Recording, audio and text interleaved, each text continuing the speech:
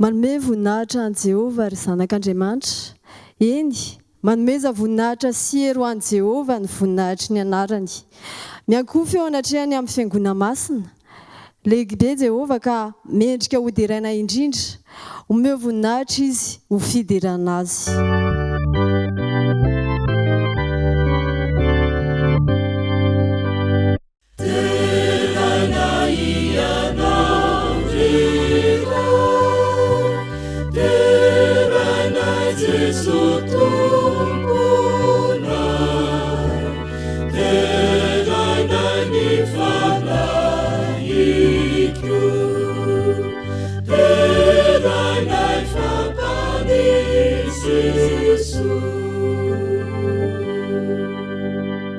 Ivavaka isika raha ny masina tsara indry izay an-danitro, misaotra anao izay nomenao an'ity sabata masina ity, ahafahanay midera sy mankalaza ny anaranao, mamindrafo mamelany elokay anao fampanoty izay. Azonao iantoka kosa fa nondrasoan'i Jesosy Kristy dia voadio sy voavela eloko izay. Fenoy ny fananao masina izay ary amasino ny hira fiderana, ny vaky-teny, ny vavaka izay asandratray, dia mino izay fa ho tafapakany amin'ny seza fiandriananao. Tinonona sy angatahana ny vavaka noho ny amin'ny anaran'i Jesosy. Amen.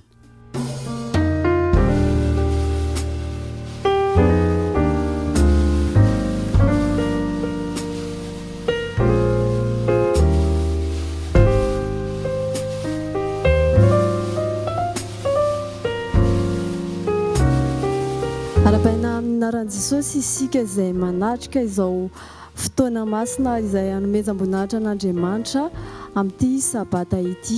Ny fahasoavana, ny famindram-po ary ny fiadanana avy amin'Andriamanitra ray sy Jesosy Kristy tompontsika ane ho anao sy ny ankohonanao. Ny fiangonana Adventiste amin'ny tandrony andro fafito feno arivo no miaraka aminao amin'ity sabata masina ity.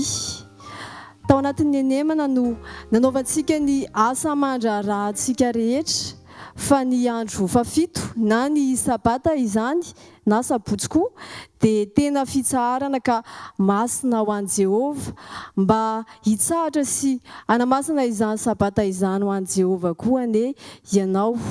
Ary ny hirariana ho anao koa dia anao izany sabata izany ho fahafinaretana ka hiravoravo amin'i Jehova ianao araka ny teny fikasany. Andeha hiara hideran'Andriamanitra isika amin'ny fanaovantsika ny hira laharana fa 70 dia raina ny anaranao.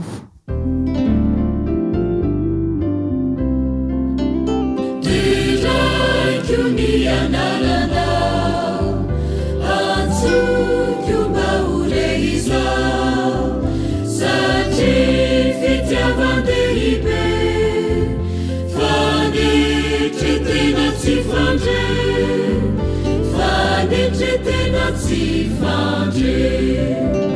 Jesosy, Jesosy, diraiko ny anaranao. Jesosy, Jesosy, diraiko ny anaranao.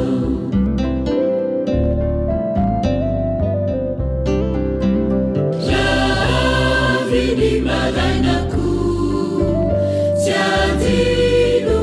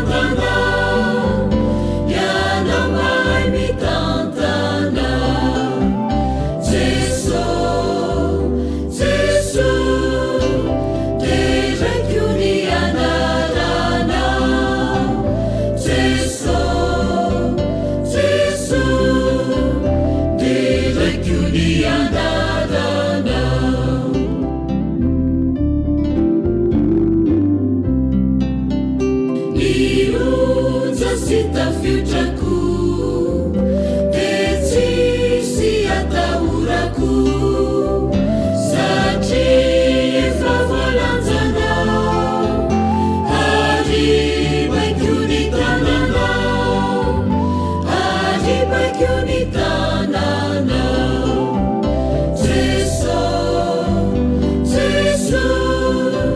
dia raiko ny anaranao Jesosy dia raiko ny anaranao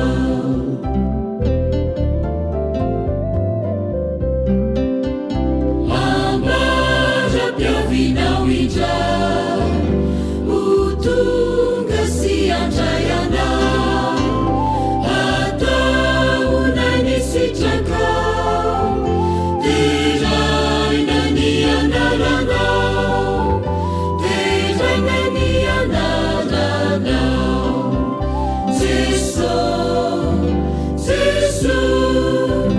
dia raiko ny anaranao Jesosy dia raiko ny anaranao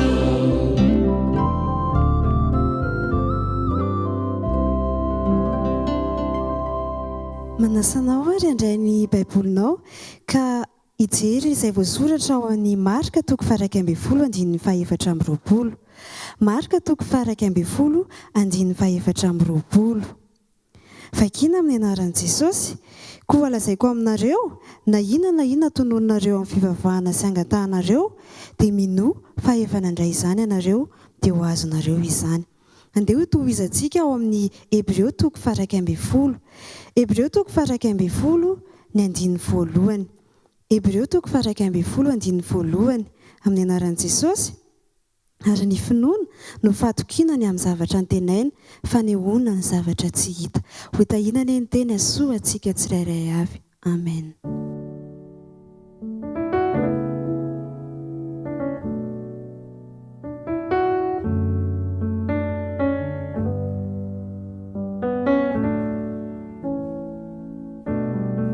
Hivavaka isika.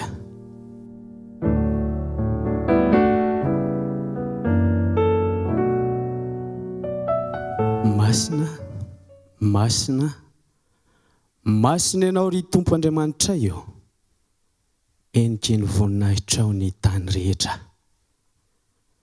Misaotra anao izay Andriamanitra, manome anay izao sabata fitsaharanay izao. Makasitraka ihany koa ny amin'ireo fitahiana maro izay natolotra ao any zanakao. Izany no mahatonga anay midera, mankalaza, eny manome voninahitra ny anaranao. Mifona nefa izahay Andriamanitra fampanota. Tsy mendrika na dia ny anonona ny anaranao, ka mangataka izahay amin'ity sabata masina ity mba hamelana ny elokay rehetra. Ny ranao Jesosy io, anadio anay ane.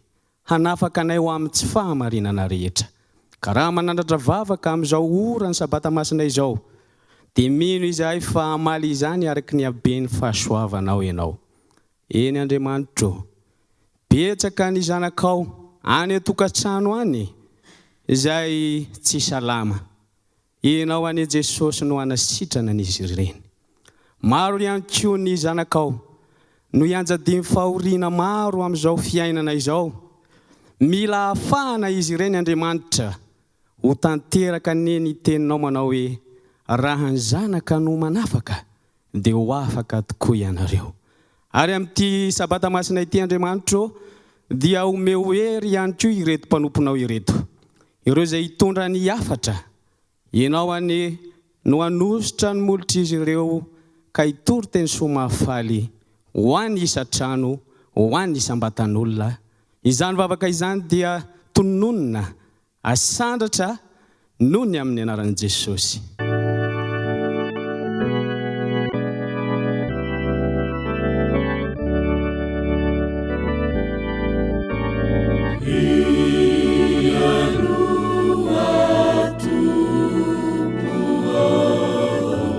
Ni vivavaka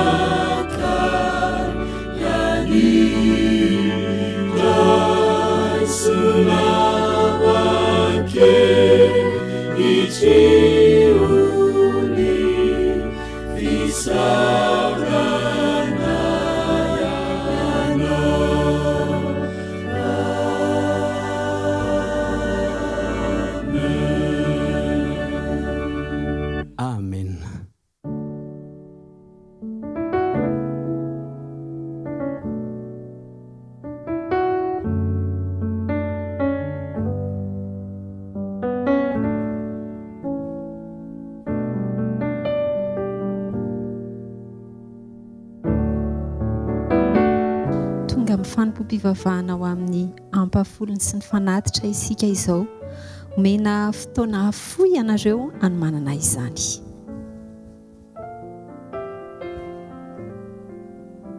Nondrika lohantsika isika hivavaka. Amen. Galatiana 4:2 amin'ny anaran'i Jesosy. Voaomby miaraka amin'ny Kristy amin'ny hazo fijaliana aho, ary tsy izao intsony ny velona fa Kristy ny velona ato anatiko. Ny tombontsoa lehibe indrindra ny fahatokiana dia ny fiovan'ny toetra.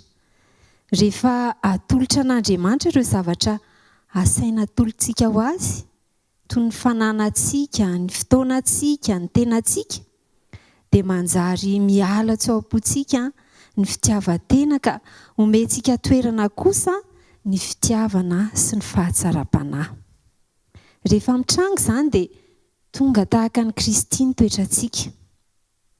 Hevitr'Andriamanitra ny nametraka rafitra momba ny fahalalan-tanana mba hahatonga antsika olombelona ho tahaka ny mpahary azy dia mpanisoa sy mihevitra ny hafa. Raha toa ka mifidy ny tsy hahatoky ianao rehefa tonga ny faran'ny volana ka tsy hamerina ny ampafolony sy ny fanatitra, dia tsy ny fahampim-bolan'ny fiangonana tsy akory ny olana, fa ny fitiavan-tena izay miama azo laka ao am-ponao. Kanefa rehefa matoky kosa isika amin'ny famerenana ny fananana izay napetrak'Andriamanitra eo an-tanantsika, dia very toerana ny izao ary mihamendrika kosa ny toetra. Ny antso amin'ity sabata maraina ity dia izao: hamafiso ny fanoloran-tenanao ary atao farany amin'ireo fanirianao ny fitiavan-tenanao, ka Andriamanitra kosa no atao voalohany. Hivavaka isika. Rainay tsara sy masinindrindran-danitra, misaotra anao izahay no ity sabata ity. Amboary izahay ray malalo, esory ny fitiavan-tenanay, soloy fanoloran-tena sy fahalalan-tanana izany ho fampandrosoana ny asanao. Ny anaranao Jesosy, amen.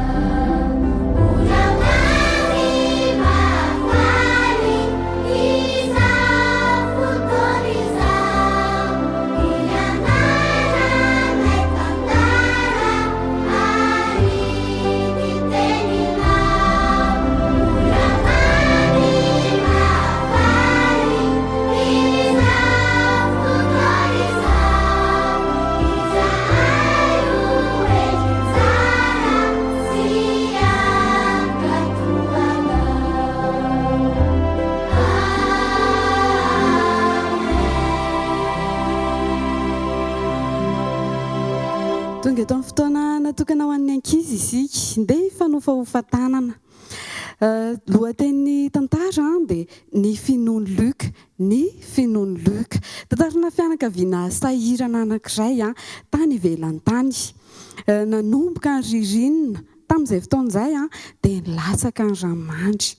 Tsy mahazo mivoaka matetika intsony dada nefa voaroaka tany am-piasana. I neny indray kosa dia narary tao am-pandriana tao. Efa nelana ny sakafon'izy ireo. Indray takariva dia nanambary dada fa lana ny kitay. Neny ihany koa dia mibitsika moramora hoe izao lany ihany koa ny lafarinina sy ny ovy izay ataontsika sakafo.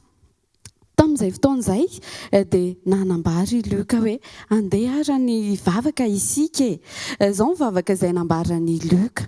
Jesosy omeo kitay izahay, omeo kitay dada. Neny ihany koa dia omeo lafarinina sy ovy. Fa izay sy miray zandriko dia mba omeo akondro anankiroa amin'ny anaran'i Jesosy. Amen. Tamin'izay fotoan'izay dia sady nanamafy ihany koa i Luka hoe dada sy neny aza manahy intsony fa niraka anjely eo Andriamanitra rapitso tahaka ny nikarakaraina ny Eli nampaniraka ny goaika izy hitondra mofo dia tahaka an'izay ihany koa no hikarakarany atsika. Sady nilatsaka moramora ny ranomason'ny neny no namihina mafy an'i Luka izy. Rehefa maraina ny andro dia nisy nandondona ny varavarana. Niazakazaka mafy Luka rehefa nandre izany dia nanantona izy dada no hitany tao dia niaraka tamin'ny arona kely tsara tarehy anankiroa i dada rehefa niditra ny varavarana.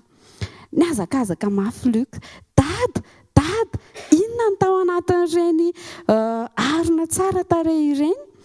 Dia nanambary dada. Ny anankiray dia feno kitay.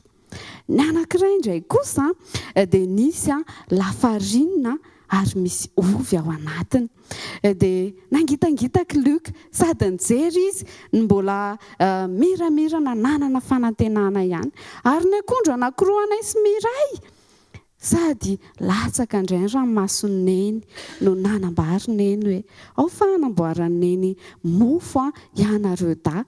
Rehefa nandraraka an'ilay lafarininy neny tany an-dakozia tany dia nitsapainy ohatra misy zavatra mafimafy zany inona ary ny tao rakizy. Dia nesoriny neny dia gaga neny fa nisy inona tao rakizy? Eny izay indrindra nisy akondro tao ary anankifiry ary tena anankiroa mihitsy. Tamin'izay fotoan'izay dia nangataka fifonana tamin'Andriamanitra neny noho ny tsy finoany. Andeha ny verenantsika ny vakiteny fotra izay voasoratra ao amin'ny Hebreo 2:1-2 amin'ny anaran'i Jesosy.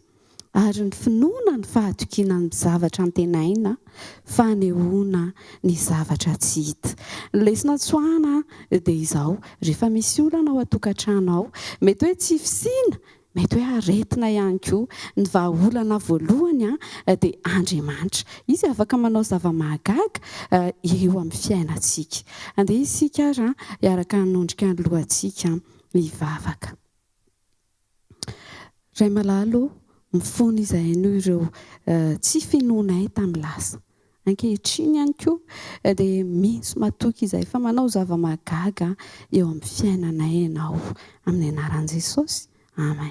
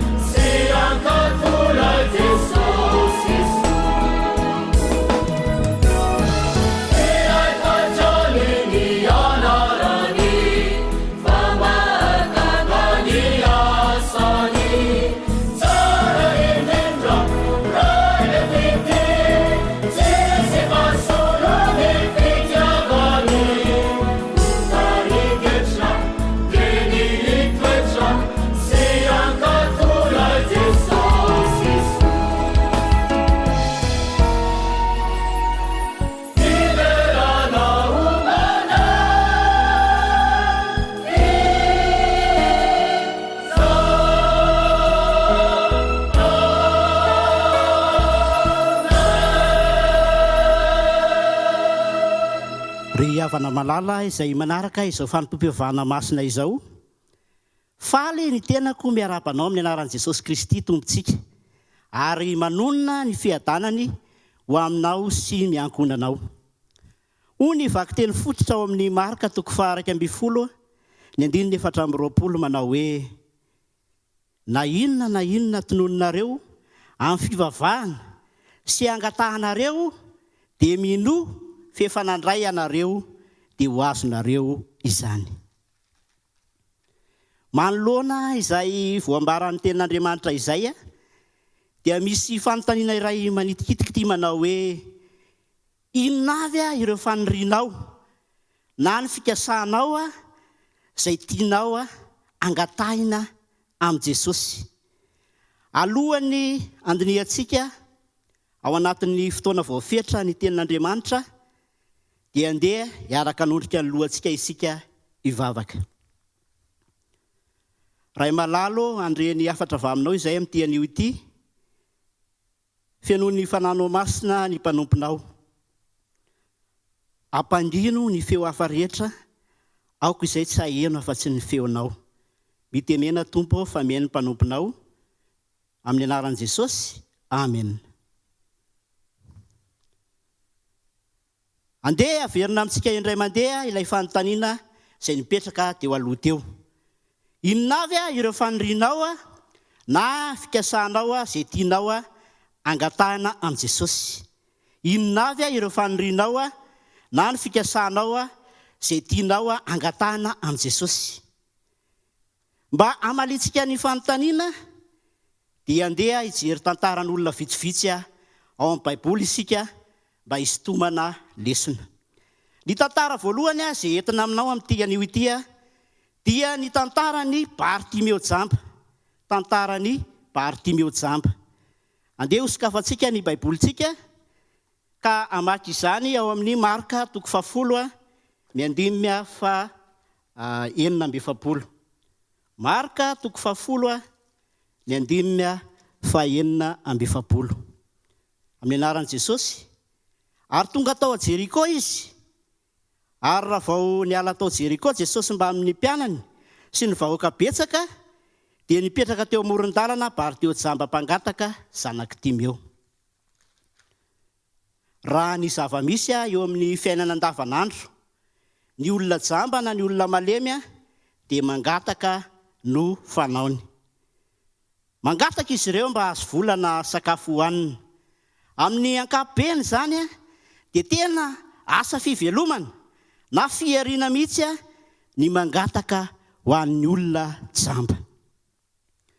Fantatr' Jesosy tsara izany ary azo antoka fa nanome vola na fanomezana hafa ho an'ny Bartimeo Jesosy rehefa nandalo teo aminy. Tsy nionona tamin'izay anefa i Jesosy fa mbola nanontany azy ihany, nanontany amin'ny Bartimeo io. Jerentsika indray eo amin'ny Marka 10:1-15 sy ny 2:15. Marka 10:1-15 sy ny 2:15. Ary Jesosy namaly azy hoe, inona ny tianao ataoko aminao? Ary hoy ilay jamba taminy, Rabony mba ny ampahiratana ny masoko. Ny 2:15. Ary hoy Jesosy taminy, mandehana ianao, ny finoanao no efa namonjy anao. Dia nahiratra niaraka tamin'izay ny masony, ka nanaraka an' Jesosy teny an-dalana izy. Ry havana malala, na dia teo aza ny asa fangatahana vola sy sakafo izay nataon'ny Bartimeo isan'andro. Ny fangatahany Bartimeo tamin'i Jesosy teto dia mba hampahiratana ny masony. Ary dia lasa nahiratra ny masony. Izao sianao ihany koa dia mety ho tratra ny fahajambana. Andeha angataka amin'i Jesosy sika mba hampahiratana ny masosika. Tsy reto masosika ara-nofo ireto ihany, fa ny masosika ara-panahy indrindra. Aoka isika angataka amin'ny Tompo mba hazoto hianatra sy handinika ny teniny, mba hahiratra ny masom-panahintsika, ahafahantsika mahafantatra ny sitrapony eo amin'ny fiainantsika. Ny tantara faharoa entina amintsika dia ny tantara ny Maria Magdalena izay tratra ny jangajanga. Maria Magdalena izay tratra nitsangatsanga. Sokafantsika indray eo amin'ny Jaona toko 9, Jaona toko 9 ny andininy 7 ka hatramin'ny 15. Jaona toko 9 ny andininy 7 ka hatramin'ny 15. Amin'ny anaran'i Jesosy. Ary nisy vehivavy anankiray azo nijangajanga neto ny mpanorandalàna sy ny fariseo. Ary rehefa napetrany teo afovoany izy dia hoy ireo taminy, mpampianatra ity vehivavy ity azo ola-tanana nijangajanga. Ary eo amin'ny lalàna Mosesy dia nandidy antsika fa hotoraham-bato izay vehivavy manao toy izany. Fa ahoana kosa hoy ianao? Very fanantenana ary tao anatin'ny orory tanteraka io Maria teto. Satria ireto andian'olona ireto dia tsy vazivazy aminy fa tena mono afaty azy. Satria efa rombotra dia rombotra ireo olona ary efa niaraka tamin'ny vato karangana sy ny tapa-biriky mba hitorahana any Maria. Manoloana izany toe-javatra mampivarahontsana izany. Dia olona izay afaka hiaro sy hanohana azy no nandrasan'ny Maria Magdalena teto. Haitsika ny toy ny tantara eo amin'ny andininy 7 ka hatramin'ny 9 ao amin'ny Jaona toko 9 io ihany. Nanoratra tamin'ny ratsan-tanany tamin'ny tany Jesosy. Araka ny voalaza amin'ny boky hafa misy ny tahirikevitra momba ny tantaran'i Maria Magdalena io dia ireo karazan-dehilahy saika hitora-bato azy ireo ihany no nifandimby nijangajanga tamin'ny Maria. Mampivarahontsana izany ry mpiaino malala isany. Rehefa niondrika nanoratra tamin'ny tany Jesosy dia nitraka ary niteny tamin'ireo lehilahy jangana na hoe izay tsy nanota taminareo no aoka hitora-bato azy voalohany. Farany moa dia samy niala moramora arakara-jokiny ireo andian'olona saika hamono. I Jesosy sy Maria irery sisa no nifampiresaka teo. Izao no voalaza ao amin'ny andininy 10 sy ny 11 ao amin'ny Jaona toko 9 io ihany amin'ny anaran'i Jesosy. Ary rehefa nitraka Jesosy dia hoy izy taminy, raha vehivavy aiza ireny? Tsy misy nanameloka anao va? Andininy 11 namaly Maria ary hoy izy, tsy misy tompoko. Dia hoy Jesosy, izao koa dia tsy manameloka anao, mandehana amin'izao sisa izao dia asa manota intsony. Tsy nanameloka amin'ny Maria Jesosy teto. Mazava ho azy fa voavela heloka Maria ary voaro tamin'ny fahafatesana izay saika niatra taminy. Ho antsika izay manaraka izao fotoana izao, raha toa efa nanao fahadisoana sy fahotana goavana toy ny nataon'ny Maria Magdalena ianao, ny zavatra tena ilaika sy mainaka indrindra dia ny meky ary mangataka ny famelan-keloka ao amin'i Jesosy. Ry havana malala, ataovy azo antoka fa voavela heloka ao amin'i Jesosy Kristy ianao. Ny tantara fahatelo izay hoentina amintsika dia ilay jiolahy iray niantona teo amin'ny hazo fijaliana niaraka tamin'i Jesosy. Tantaran'ilay jiolahy iray niantona teo amin'ny hazo fijaliana niaraka tamin'i Jesosy. Hosokafantsika indray ny baibolintsika ao amin'ny Lioka toko 7:20. Lioka toko 7:20 andininy 7:30 hatramin'ny 3:70.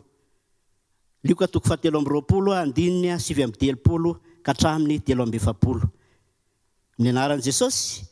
Ary ny anankiray tamin'ireo olon-dratsy nantona teo ireo dia niteny ratsy azy ka nanao hoe, tsy ianao va no Kristy? Vonjeo ny tenanao sy izahay. Fa namaly kosa ilay anankiray sady nananatra ny namany ka nanao hoe, moa ianao koa tsy mba matahotra an'Andriamanitra na dia izao samy voaheloko izao aza isika. 9:70. Ary marina ny anamelohany antsika satria mandray ny valiny nataontsika isika. Fa ity lehilahy ity kosa tsy mba nanao zavatra tsy mety na dia kely akory aza. Ary hoy izy, Jesosy tsarovy rehefa avy amin'ny fanjakanao ianao. 2:70 izay. Namaly kosa Jesosy. Hoy Jesosy taminy, lazaiko aminao marina tokoa, anio ny onanao amiko any paradisa. I Jesosy sy ireo jiolahy roa lahy dia miandry fahafatesana teo ambonin'ny hazo fijaliana. Ny hirifirin'ny vatana vokatry ny filetehan'ny fantsika resatra teo amin'ny tongotra sy ny tanana. Ny atsika ateraky ny rivotra sy ny fanala. Ny havizanana vokatry ny fampijaliana sy telo amin'ny rahalahy ireo ny alohan'ny antonany teo amin'ny hazo fijaliana dia azo antoka fa hitarika azy ireo ho any amin'ny fahafatesana afaka ora vitsivitsy. Ry havana malala, na dia teo ambavahoana ny fahafatesana aza ny jiolahy iray dia mbola afaka nangataka tamin'i Jesosy ny mba ho tsarovany rehefa tonga any amin'ny fanjakany i Jesosy.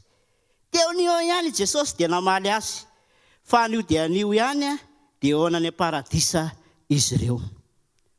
Ry mpiaino malala isany, na dia sanatria eo ambavahoana ny fahafatesana tahaka ilay jiolahy iray aza izao sy anao, dia aza misalasala mangataka famonjena amin'ny Jesosy Kristy Tompontsika.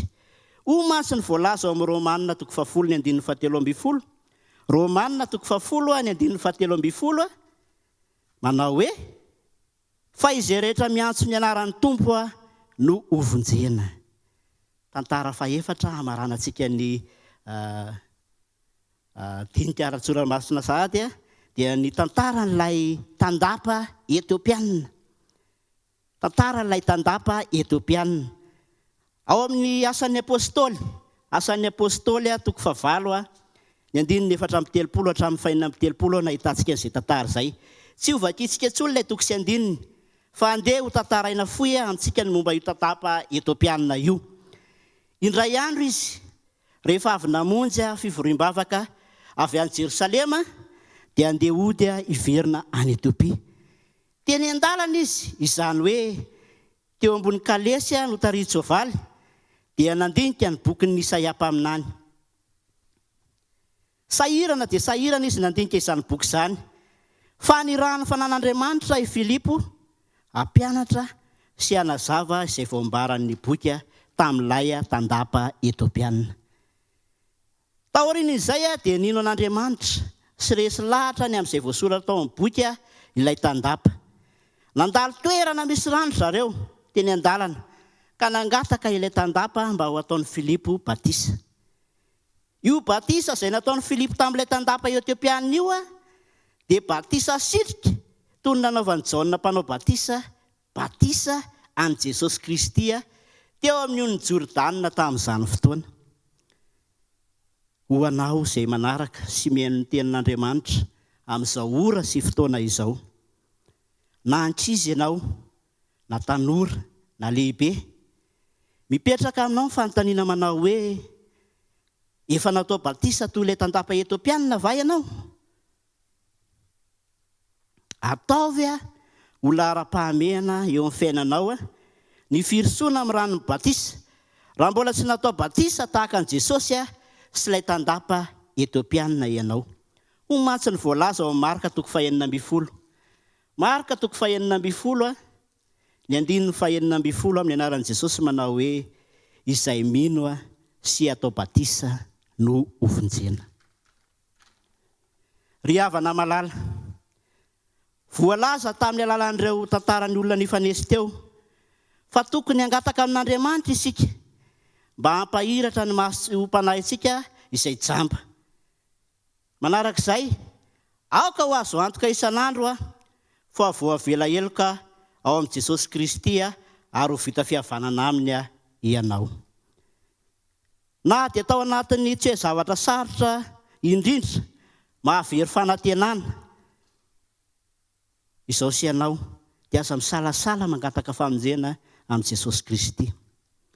Aoka ho lahara-pahamehana eo amin'ny fiainantsika ny fanoloran-tena sy ny firisoana ho amin'ny rano batisa, satria antoko ny famonjena ho aso anao izany. Ho antsika izay efa vita batisa dia tokony hanava amin'ny fanoreran-tena antsika isan'andro ao amin'ny Kristy Jesosy isika.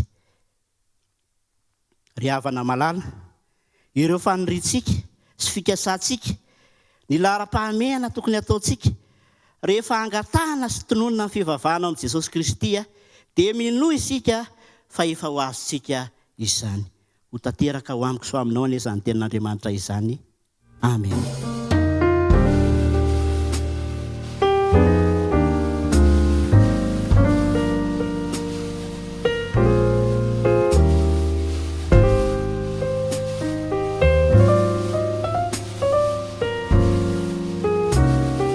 Isaorantsika Andriamanitra nampitondra izany afatra sarobidy izany tamin'ny alalan'ny mpanompony ka nandraisantsika lesona sarobidy ihany koa tamin'ity anio ity. Ho fen'izany afatra izany dia andeha ho ataontsika ny laharan-kira fahaenina amby 700 amin'ny firana adventista Meteza Radio Ianoay anio.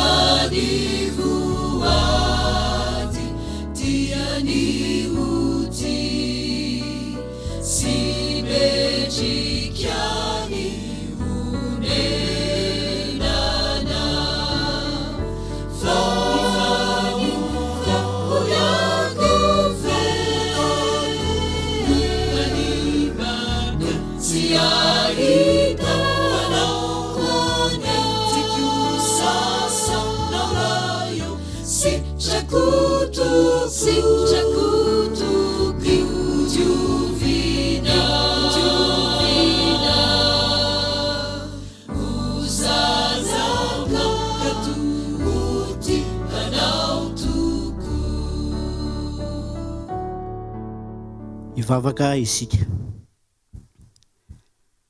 Ray masino misaotra noho ny afatra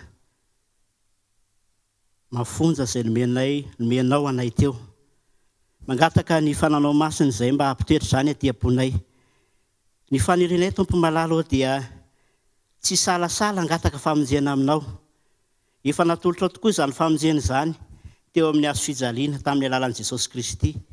Aoka izay anana safidy isanandro ny ino sy andray izany famonjena natolotr'i Jesosy ho anay izany. Ny fotoana rehetrarehetra mandritra ity sabato ity dia apetraka eo ambany fitarihan'ny fanaonao masina ary mombasy mitahiny mpanomponao. Izao tsodrano izao ihany koa dia tononona amin'ny anaran'i Jesosy ho an'ireo mpiheno sy mpanaraka izao fandarana izao. Hitahy ianao anie Jehovah ka hiaro anao. Ampamirapiratra ny tavany aminao anie Jehovah ka hamindra fo aminao. Anandratra ny tavany aminao anie Jehovah ka hanome anao ny fiadanana, mandehana ny fiadanana. Amen.